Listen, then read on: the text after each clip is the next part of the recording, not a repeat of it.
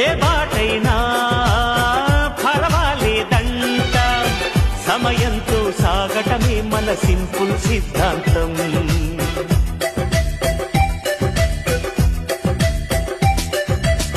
చిరుగాలికి పరిమళమిచ్చే సిరిమల్లెల వనమై ఉందాం, గగనాన్ని నేలను కలిపే హరివిల్లుల వంతెన అవుదా.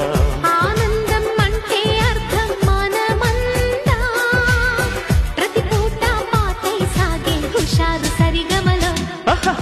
ఎన్నో ఎన్నో రాగాలుండే సంగీతం కాదా, చల్లకి నవ్వుల కేరింత.